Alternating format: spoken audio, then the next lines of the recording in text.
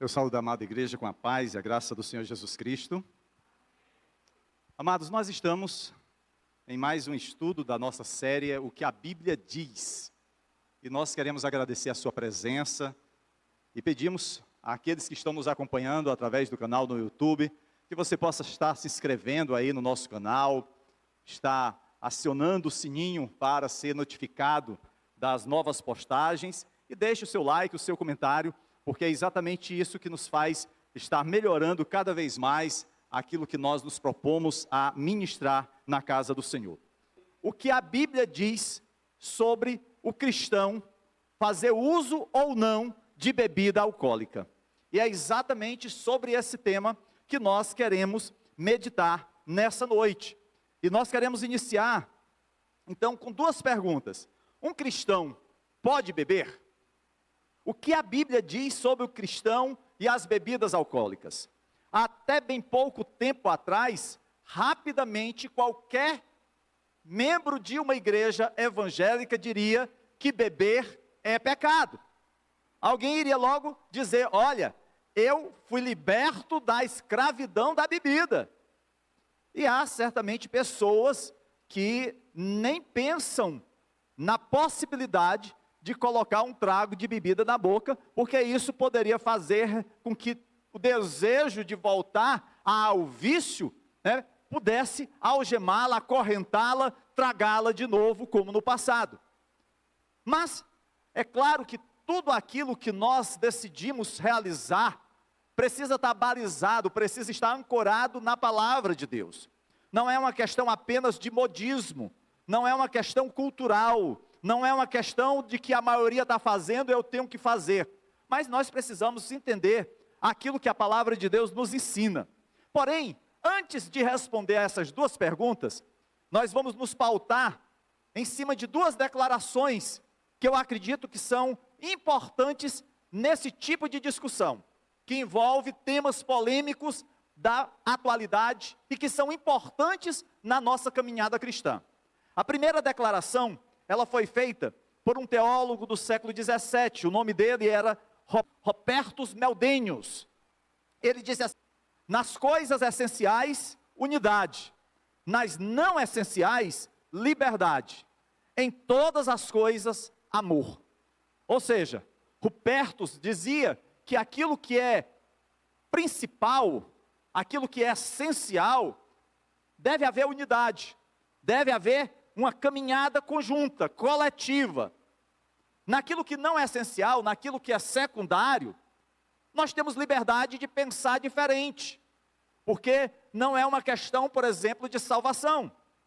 Mas em todas as coisas, o amor deve preponderar. Ou seja, eu não posso ser motivo de escândalo, eu não posso fazer com que o meu irmão tenha uma visão distorcida da palavra de Deus. A outra declaração, ela foi dada por Martinho Lutero, reformador protestante. Ele disse: um homem cristão é o senhor mais livre de todos e não está sujeito a ninguém. Porém, também, um homem cristão é o servo mais obediente de todos e sujeito a todos. Ou seja, nós cristãos somos senhor e somos servos das decisões que nós tomamos. É por isso que nós podemos e devemos fazer uso da nossa liberdade, mas entendendo que essa liberdade, ela tem limites. O conceito de liberdade cristã é talvez um dos mais difíceis de entender na nossa fé. E as palavras de Lutero nos forçam a manter em tensão duas ideias opostas: a nossa total liberdade e a nossa total responsabilidade. Porque às vezes as pessoas querem a liberdade de falar o que quiserem, querem a liberdade de postar o que quiserem, querem a liberdade de levantar o que quiser como bandeiras, mas precisamos ter responsabilidade com aquilo que nós falamos, com aquilo que nós professamos, porque nós estamos sendo sempre confrontados pela palavra de Deus. As palavras de Lutero, elas nos levam a ponderar sobre tudo isso. E à medida que os cristãos tentam descobrir o que é certo e bom, inevitavelmente haverá um empurrão e um puxão entre essas duas verdades: liberdade e responsabilidade. E nessa noite, amados, nosso intuito é trazer uma resposta bíblica acerca do consumo de bebida alcoólica. E eu quero iniciar expressando claramente que eu não sou defensor do consumo de bebidas. Até porque, por motivos familiares, meu pai, ele foi alcoólatra por muitos anos. E várias pessoas da minha família são alcoólatras. Desde cedo, foram levadas a consumir bebida. Há alguns anos atrás, isso era sinal de masculinidade. Homem, para ser homem, tinha que beber. E isso fez com que muitos adolescentes, jovens, enveredassem pelo vício da bebida. Eu compreendo o dano social causado pelo consumo de bebidas alcoólicas. E aqui, quando a gente fala de bebidas, a gente não se refere apenas às chamadas bebidas fermentadas, como é o caso da cerveja, do vinho, mas também aquelas que não são fermentadas e que passam por um outro processo, né? Como é o caso da cachaça, da vodka, do uísque, enfim. Esse é um tema que pode para muitos ser espinhoso, porque aparentemente nós taxaríamos a bebida como algo pecaminoso. Mas será que é isso mesmo? Será que é isso que a gente vai encontrar na palavra de Deus? E há aqueles que mesmo até subindo nos púlpitos, aqueles que estão como membros de igreja, acabam fazendo uso de bebidas. Não na sua forma coletiva, não na sua forma social, mas às vezes dentro da sua casa. Será que beber em casa é possível? Eu só não posso beber na rua? Então são questões que às vezes nos incomodam. Principalmente quando no gabinete a gente escuta de mulheres dizendo: olha, meu esposo, ele está bebendo, ele bebe em casa. É errado, pastor. Ou os filhos chegam e dizem: olha, meu pai mostra uma situação na igreja, mas em casa é diferente. E uma realidade que até um tempo atrás era inaceitável, mas que hoje cada vez mais se torna comum, que é o uso de bebida alcoólica pelas mulheres. Mulheres que estão viciadas na bebida. De vez em quando a gente vê aí depoimentos de pessoas que participando, né, de orgias, né, acabaram consumindo além da conta. E isso não está restrito mais apenas ao sexo masculino. Hoje, homem, mulher, às vezes até crianças, são inseridas nesse vício muito cedo. O que passo a apresentar nessa noite, na minha análise do texto bíblico, não pretende ser uma apologia a nada. Eu não quero aqui estar defendendo nada com relação à proibição ou não do uso da bebida. Até porque eu não vou ficar na porta da igreja pedindo aos irmãos para baixarem a máscara e dar um sopro para ver se estão todos, né, sem ter consumido bebida. Aí era melhor comprar um bafômetro, né? Só entra na igreja se o bafômetro der zerado. Deixa o Detran estar fazendo esse tipo de prova. Mas o que nós buscamos é o equilíbrio bíblico, conforme o que nós lemos lá em Deuteronômio capítulo 4, verso 2. Nada acrescentareis à palavra que vos mando, nem diminuireis dela, para que guardeis os mandamentos do Senhor vosso Deus, que eu vos mando. Ou seja, nós, como pastores, presbíteros, que temos a responsabilidade do ensino, da pregação da palavra de Deus, nós não podemos acrescentar aonde Deus não registra, aonde Deus não fala. Nem podemos retirar aquilo que Deus ordena. Precisamos ser fiéis às Escrituras. A obediência aos mandamentos, queridos, começa por não ficar aquém, nem ir além de onde a Bíblia vai. Eu concordo com o reverendo Augusto Nicodemos, pastor presbiteriano, que diz: procuro calar-me onde os escritores bíblicos se calaram, após esgotar toda a análise das partes do mistério que foram reveladas. Não estou dizendo que não podemos ponderar sobre o que a Bíblia não fala, mas que o façamos consciente de que estamos apenas especulando, no bom sentido, e que os resultados dessas especulações não podem ser tomadas como dogmas. O que Nicodemos diz é: aquilo que Deus afirma, nós precisamos defender. E aquilo que mesmo não estando claro, necessita nós nos debruçarmos e estudarmos, para saber se é algo revelado ou não. E aquilo que não nos é revelado, nós podemos até debater, podemos até especular, mas não podemos taxar como uma verdade de Deus, quando não é uma verdade do Senhor. Então, feitas essas considerações iniciais, queridos, deixe-me dizer algo que talvez vá chocar você, ou até mesmo escandalizar você que está nos acompanhando aí através do YouTube. Mas a Bíblia não diz que você não pode beber vinho. A Bíblia em nenhum momento vai dizer que você não pode beber. Aí você poderia dizer assim: ah, então pastor, está liberado geral para beber, agora eu posso tomar umas e outras? Não, não. A palavra de Deus, querido, nos apresenta alguns princípios que nortearão a nossa decisão quanto a consumir ou não bebida alcoólica. Você não vai encontrar um mandamento na palavra de Deus que diga assim: não podeis beber vinho. Não vai encontrar. Eu não tenho, claro, a pretensão de esgotar esse assunto. Longe disso, eu apenas vou apontar numa direção, reconhecendo que a minha análise precisaria de aprofundamento, mas o tempo não nos permite a tanto. Porém, que isso seja motivo para você se debruçar em estudar a palavra de Deus e tomar a decisão na direção que o Espírito Santo puder lhe conceder. A primeira coisa que nós faremos nessa noite, queridos, é uma análise lexical da palavra vinho, nas línguas hebraico e grego. Por que eu trouxe essa análise que nós vamos colocar aqui? É porque a palavra vinho em português, ela expressa de uma forma geral o sentido que a bebida que é consumida tem, que é uma bebida feita a partir da fermentação da uva. Então, quando eu falo de vinho, eu penso logo numa bebida fermentada, e não na bebida destilada, que é o caso da cachaça, por exemplo, da vodka. É uma bebida que passa por um processo de fermentação. Então, vinho é isso. O máximo que eu poderia dizer é que existe vinho suave, né? Uma graduação aí até 11%.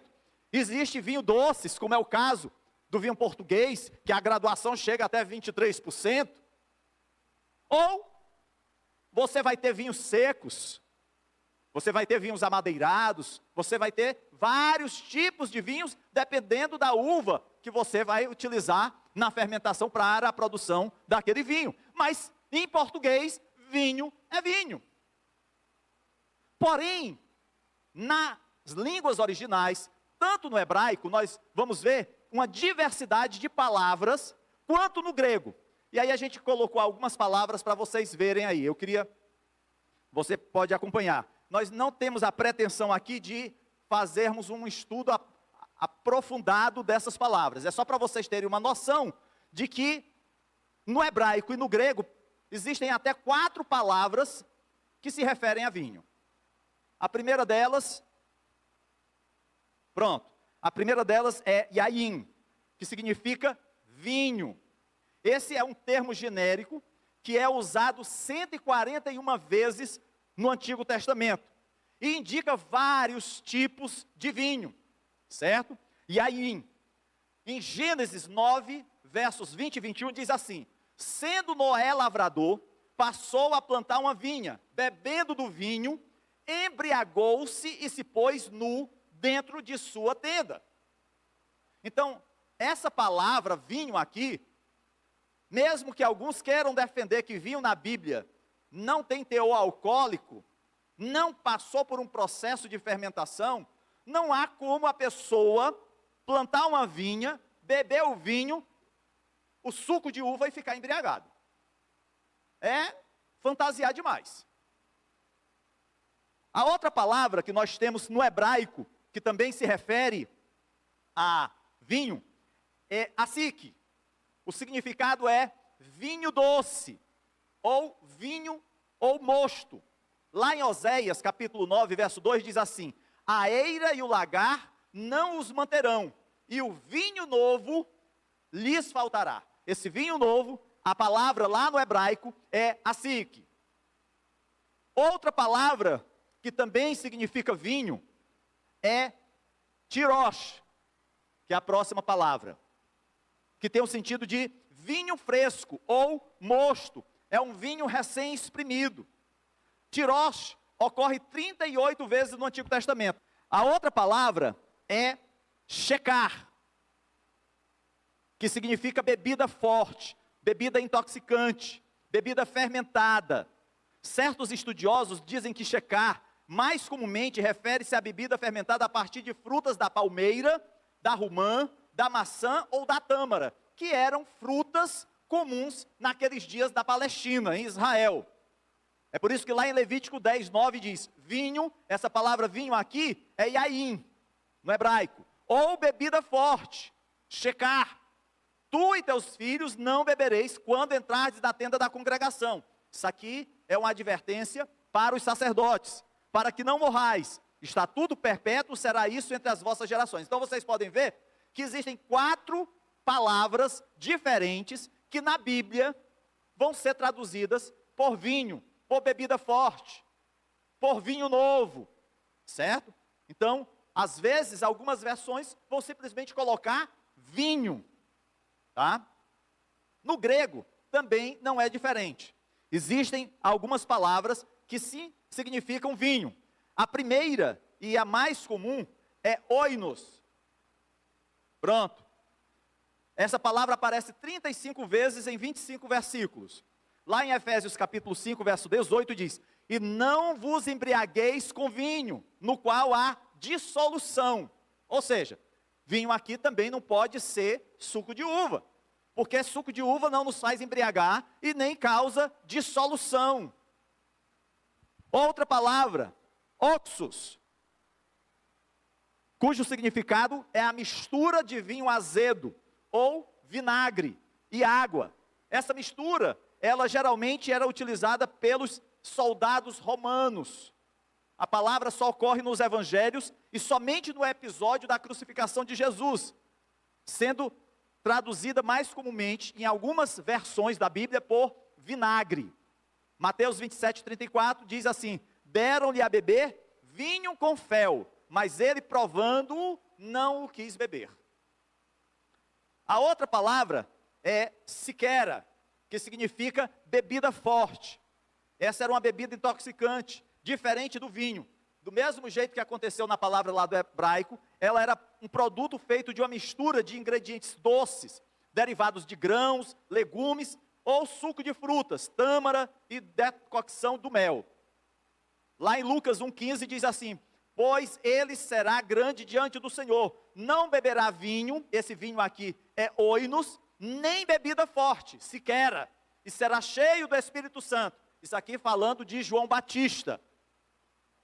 E por último, tem uma palavra que não é necessariamente vinho, mas está ligado ao consumo de bebida alcoólica. Ele diz assim que é metusos, o significado é bêbado, intoxicado. 1 Coríntios 6,10, nem ladrões, nem avarentos, nem alcoólatras, nem caluniadores, nem trapaceiros herdarão o reino de Deus. Então vocês podem ver que na Bíblia Sagrada não existe uma única palavra que vai ser traduzida por vinho. E aí, queridos, a grande questão que a gente precisaria responder é se o vinho hoje é o mesmo consumido nos tempos bíblicos.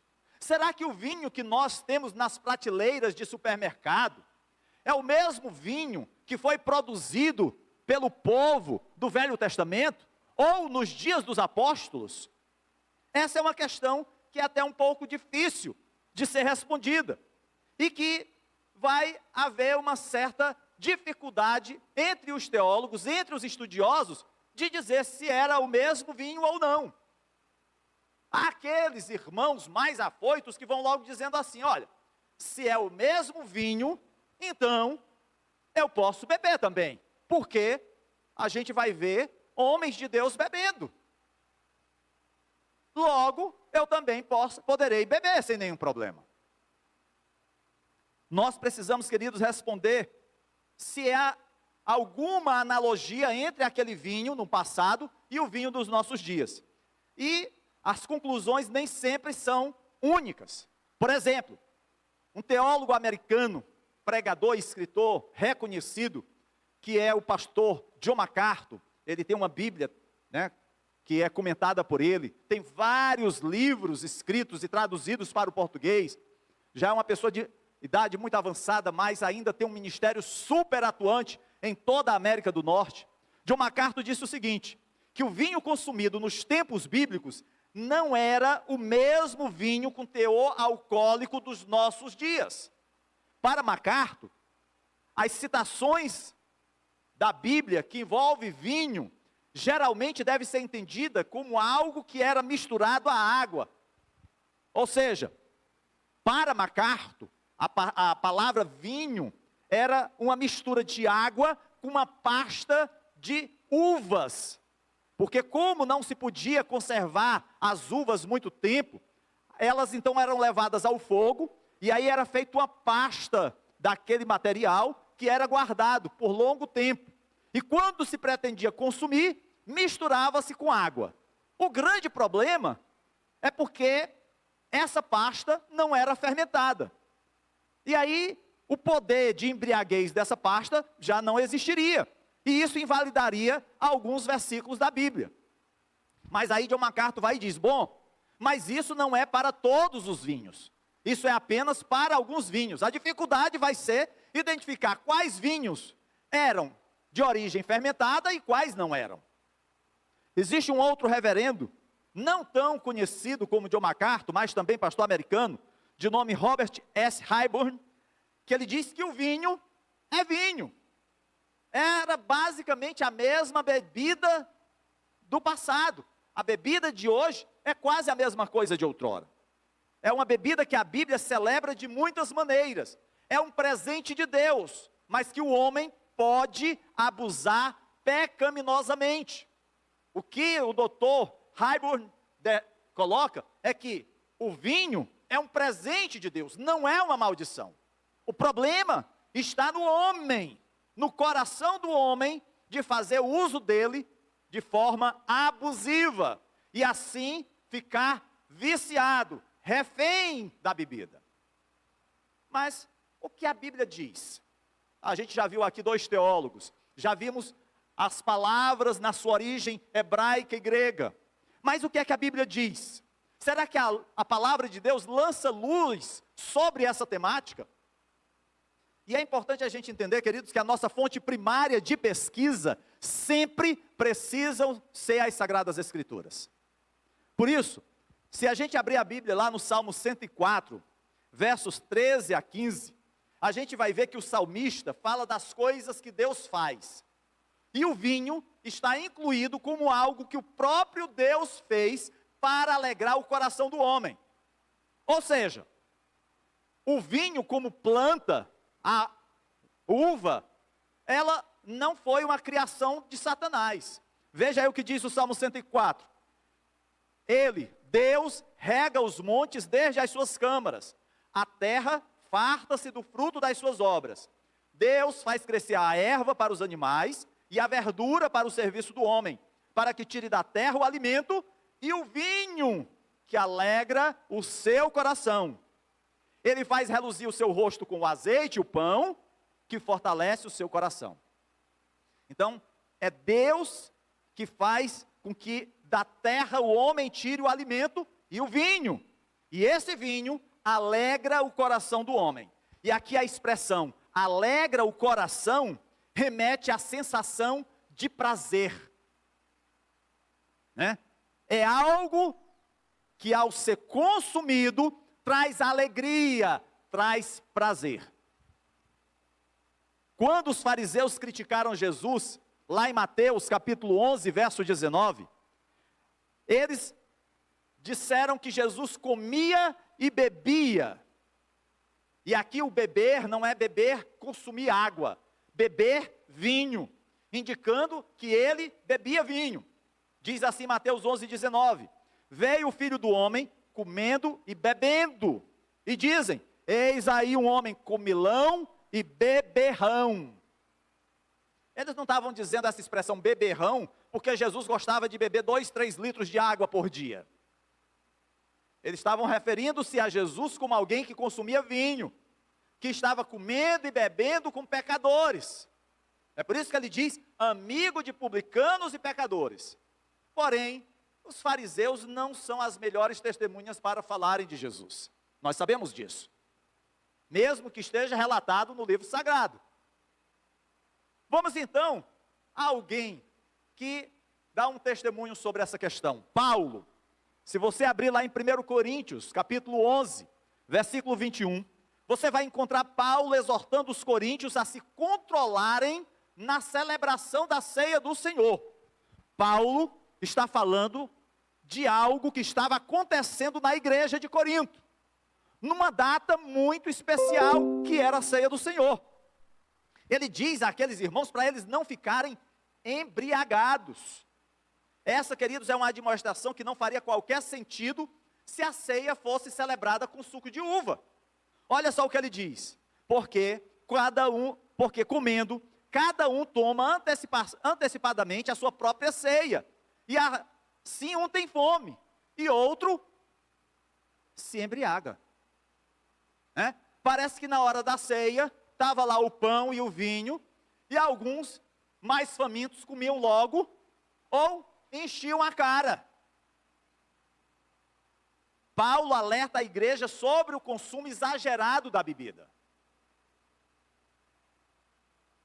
Se você for lá em 1 Timóteo, capítulo 5, verso 23, Paulo aconselha Timóteo para que bebesse um pouco de vinho devido a seus problemas de saúde. É interessante porque a gente não vê Paulo repreendendo essa enfermidade de Timóteo, orando por Timóteo. Mas Paulo diz, não continueis a beber somente água, usa um pouco de vinho.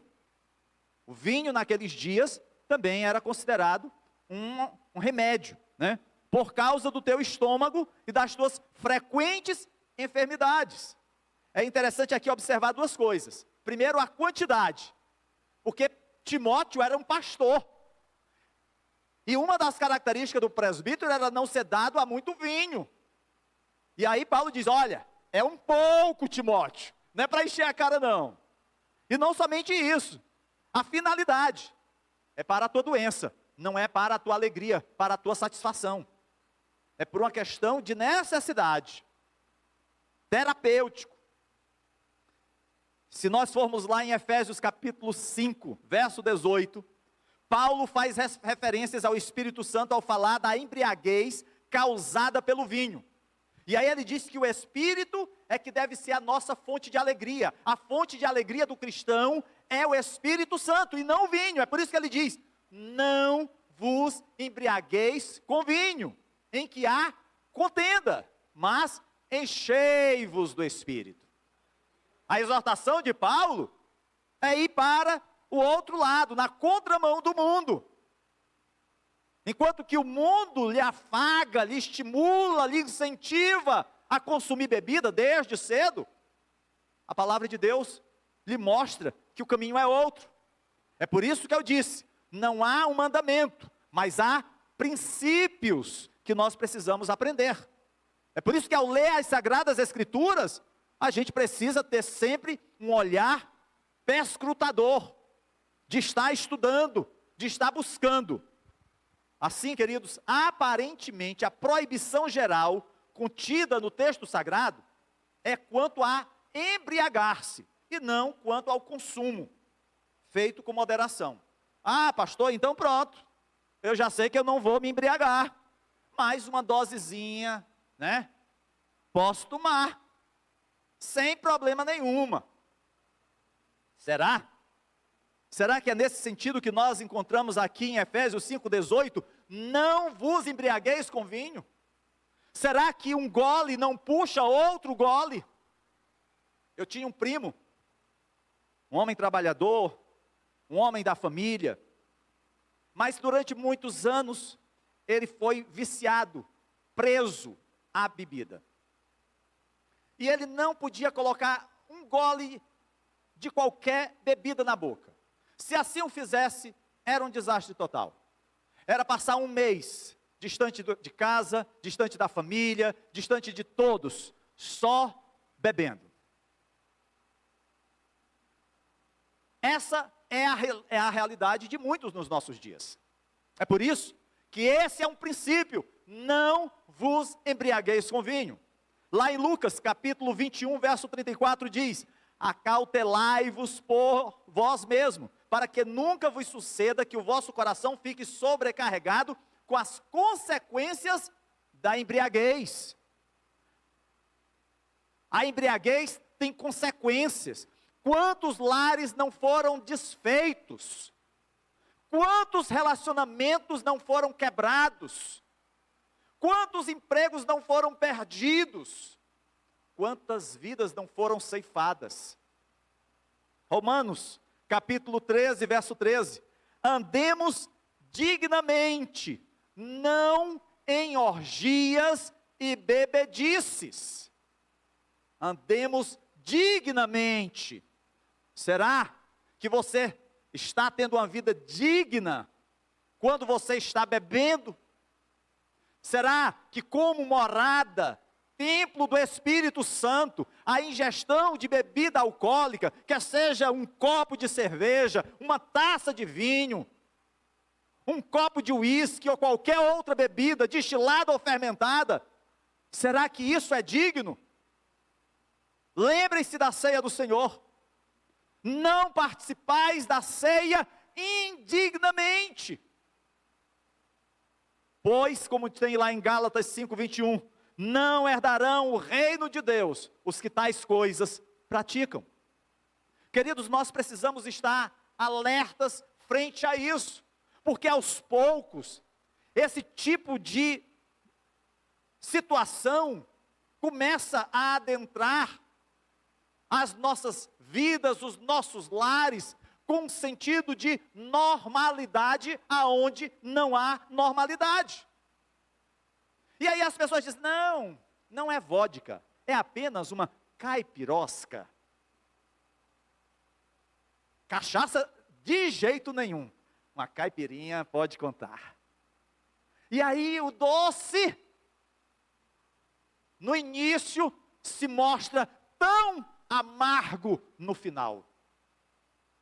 O álcool certamente causa muitas tragédias, quando tomado em excesso, mas é claro que nós não podemos interpretar a Bíblia com base em nossas opiniões. É por isso que eu não poderia subir nesse púlpito e dizer que a Bíblia ordena que você não beba.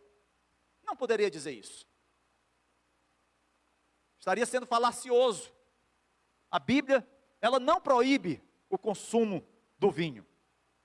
Precisamos ser coerentes. Aí talvez alguém dissesse assim: pastor, mas vá lá em Levíticos, capítulo 10, 9 a 11. Aqui, queridos, nós encontramos um mandamento para o sacerdote de Deus quando fosse entrar na tenda da congregação. Veja aí Levítico 10, 9 a 11. Não bebereis vinho, nem bebida forte. Vocês lembram que essas duas palavras no hebraico são diferentes.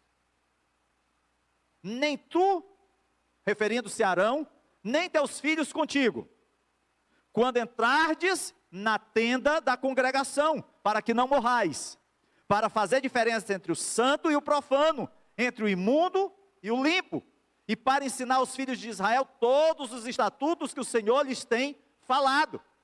É interessante, queridos, essa dicotomia que Deus expressa na lei acerca da bebida, porque Ele diz: olha, não deveis beber bebida forte. Aqui ele não está falando de se embriagar. Não deveis beber bebida forte quando entrardes na tenda da congregação. Porque os sacerdotes, eles entravam na tenda da congregação. Mas eles não podiam ter bebido qualquer bebida alcoólica naquele momento. E aí Deus faz aí, um contraponto entre santo e profano, entre imundo e limpo. E aí ele está dizendo: olha, aquilo é profano, aquilo é imundo, esse lugar é santo, e aonde habita a santidade do Deus Todo-Poderoso, não pode ser contaminado com a bebida. Nós somos a tenda da congregação do nosso Deus hoje. Nós somos a habitação do Espírito Santo. Como é que nós vamos tornar imundo, profano, aquilo que Deus separou para ser santo? Não dá. Lá no livro de Ezequiel, capítulo 44, versículo 21, segue a mesma advertência. Não mais com relação à tenda da congregação, porque agora existia o templo. E aí ele diz assim: nenhum sacerdote beberá vinho quando entrar no átrio interior. Havia o templo, havia o átrio exterior e havia o átrio interior. O átrio interior era o mais próximo que os sacerdotes chegavam do Santo dos Santos, pois somente uma vez por ano eles podiam adentrar aquele lugar. E ali no átrio interior, quando eles estivessem, eles não poderiam beber ou ter bebido vinho. Por quê? Porque lugar santo era ao Senhor. Lá no livro de Números, capítulo 6, versos 2 a 4, nessa passagem é alertado o nazireu. Diz assim: fala aos filhos de Israel e diz-lhes: quando alguém, seja homem, seja mulher, fizer voto especial de nazireu, a fim de se separar para o Senhor, abster-se-á de vinho, de bebida forte, não beberá nem vinagre de vinho, nem vinagre de bebida forte, nem bebida alguma feita de uvas, nem comerá uvas frescas nem secas, por todos os dias do seu nazereado, não comerá de coisa alguma que se faz da uva, desde os caroços até as cascas. Pense no rigor que estava sobre o nazireu. Alguém poderia dizer assim: ah, pastor, eu é que não queria ser nazireu, nem um suco de uva eu podia tomar, nem chupar uma uva eu podia chupar, eu não podia fazer nada, nem uma taça de vinho. Mas, queridos, é importante que se diga aquilo que está colocado logo no início da passagem, que esse homem, que essa mulher, ele assumia esse voto, a fim de se separar para o Senhor. E nós sabemos qual é o sentido da palavra santo. Sabe por que nós somos chamados de santos? Porque nós fomos separados pelo Senhor, para o Senhor. É por isso que nós somos chamados de santos. Não é porque nós somos colocados no pedestal. Não é porque as pessoas venham até nós e se dobrarão diante de nós, farão suas preces. Não. Nós somos chamados de santos, porque nós fomos separados para Deus. Você agora não é mais propriedade do diabo, você agora é propriedade do Deus Altíssimo. Você foi comprado e lavado no sangue do Cordeiro de Deus. É por isso que na nova aliança, queridos, quando Jesus está com os seus discípulos naquela que seria a sua última Páscoa, e ele ali separa dois elementos da Páscoa judaica, um é o pão e o outro é o fruto da vide. E aí há um debate teológico se fruto da vide era vinho ou era suco de uva. Mas independente do que seja, a certeza que eu tenho, amados, é que naquele momento Jesus simboliza aquele elemento como o seu sangue que seria derramado na cruz do Calvário. E seria uma incoerência nós estarmos presos, acorrentados, algemados ao vício da bebida, quando Ele veio nos libertar. Nós somos novas criaturas em Cristo Jesus. As coisas velhas passaram, eis que tudo se fez novo. É inegável, queridos, que o vinho faz parte de toda a Bíblia. O vinho faz parte da história de Israel. O seu uso se fez presente nos patriarcas do Antigo Testamento, nos sacrifícios cerimoniais da Antiga Aliança, na dieta dos reis, dos sacerdotes, dos judeus de uma forma geral, e da igreja, desde os dias da igreja apostólica. O seu simbolismo e importância são incontestáveis. Dois elementos que a gente vai encontrar, é o pão e o vinho na palavra de Deus. Igualmente, o seu uso se fez presente sem objeções também no seio da reforma protestante. Os reformadores não baniram o vinho, não excomungaram o vinho. O pecado não repousa no vinho em si, pois o mesmo é neutro. É incapaz de carregar o mal em si mesmo. Você não vai ver uma garrafa de vinho e vai dizer assim: olha, está cheio de pecado aqui dentro. Se assim fosse, nós também teríamos que nos abster de comer carne e de nos alimentar, pois sempre vai existir a possibilidade de se exagerar na comida da carne e se findar no pecado da gula ou da glutonaria, o que é condenável por Deus. Logo, a culpa seria da carne ou do alimento. De modo nenhum. Sexo não é pecado. Fornicação, sexo fora do casamento, são. Do mesmo modo, a culpa pela embriaguez não é do vinho ou da bebida alcoólica, mas de quem faz uso imoderado do mesmo. A minha posição, amados, depois de ter apresentado esse estudo, não só em relação ao vinho, mas a qualquer fonte de alegria e prazer nesta vida, deve ser sempre a da noiva de Cantares, no capítulo 1, versículo 1 a 4. Melhor é o teu amor do que o vinho. Em ti nos regozijaremos e nos alegraremos. Do teu amor nos lembraremos mais do que do vinho.